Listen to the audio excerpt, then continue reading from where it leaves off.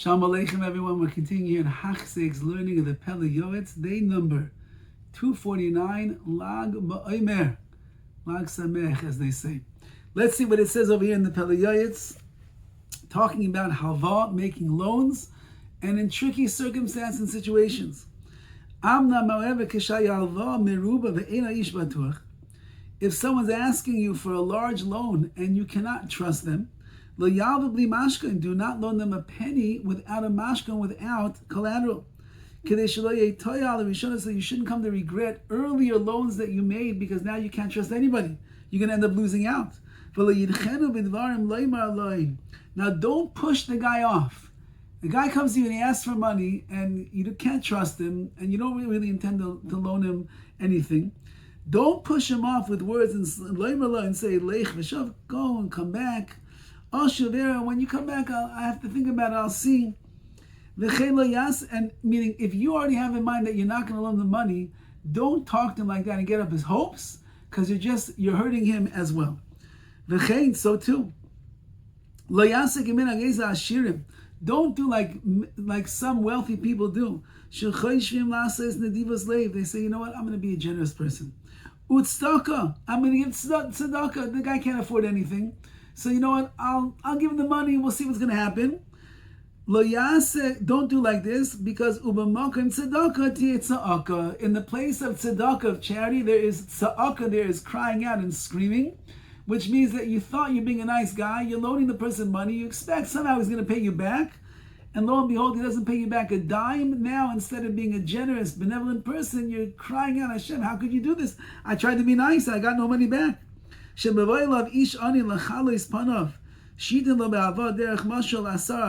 a poor man comes to you and he says, please, sir, can you give me a loan? I need 10 arayas, 10 lions, which apparently was the currency in those days of the Pele Yoetz. Let's say it's like, I don't know, $10. And you're afraid that the guy's not going to pay you back. He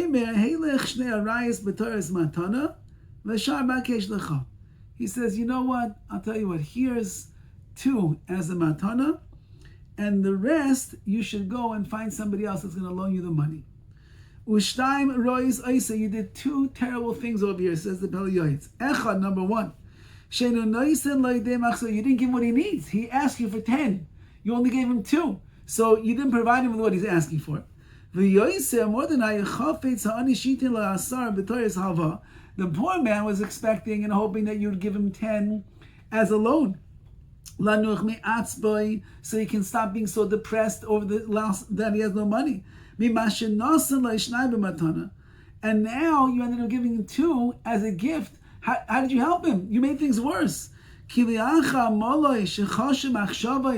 He worked on himself, this poor man. You think it's easy to go to someone and ask for a loan because you're poor? He mustered up all the courage to come to you. He was very embarrassed when he did it. He removed the veil of shame from him, from his face, to come and bequest a request from this wealthy man. Please give me the money. And now he says, you know what, here's 2 I'll give you 2 as a gift. Go find the money elsewhere. So Usher says, he's going to leave your house a broken spirited individual because he got nothing. He's going to feel he's going to be in so much pain.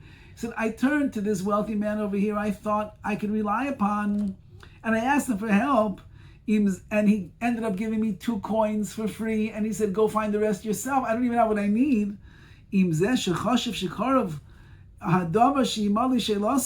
This guy I thought is going to help me, and that's what he does to me. He doesn't take care of me. How can I go to somebody else? This guy sitting next to him in shul, I see that he drives a fancy car. I know the kind of house that he's living in, and he always tells me, if you ever need anything, just let me know. And now I came to him and he gave me $2 for free, and he says, go get the rest of somebody's house. If I can't trust him, who can I trust? I'm not going to embarrass myself again. Another terrible sickness over here that you created. You gave him these 2 lion coins, as a gift. No yaldelis b'nei ani, you are locking the door in front of the poor man. Why? He'll never come to you again and ask you for a loan. He says, because he's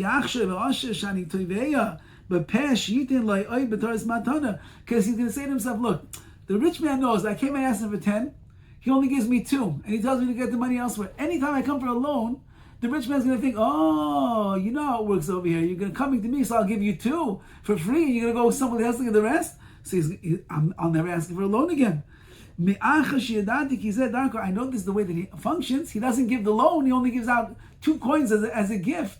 So the ani, the poor man now is in a terrible situation. He didn't get help from you. He's too ashamed to go to borrow money from anybody else. And if you ever want to borrow money from you, he'll never come back. The best way is, if you cannot fulfill the will and the request of the poor man, you should tell him explicitly,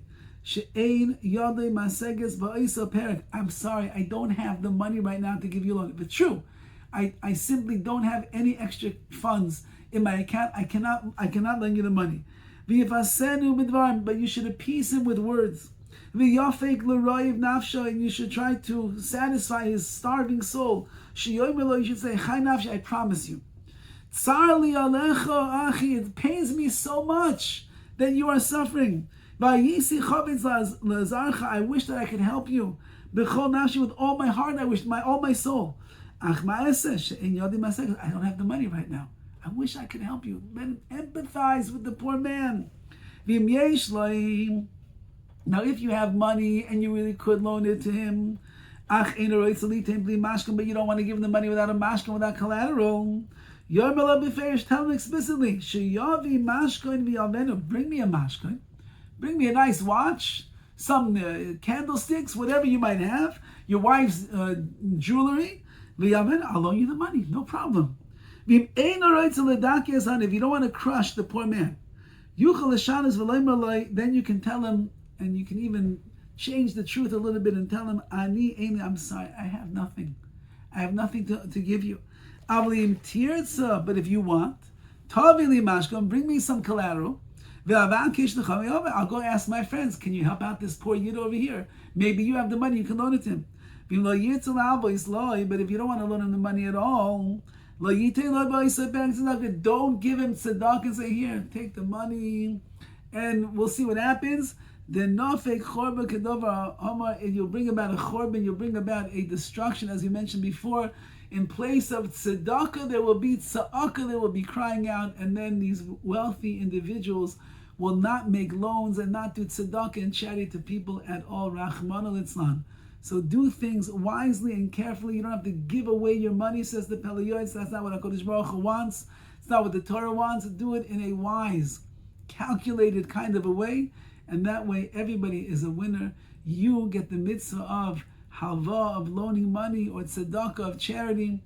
They get the money that they need to be able to survive and to live, and you'll eventually get the money back either through the mashka, through the collateral, through a guarantor, or if you're of those people that can afford to just give away a little money and you never have a mind to get it back in, you say, it's okay, keep the money, it's okay, then everybody can live in the world of tzedakah and halva happily ever after, be'ezras Hashem, with the ability to keep doing mitzvahs of giving to another yid in need.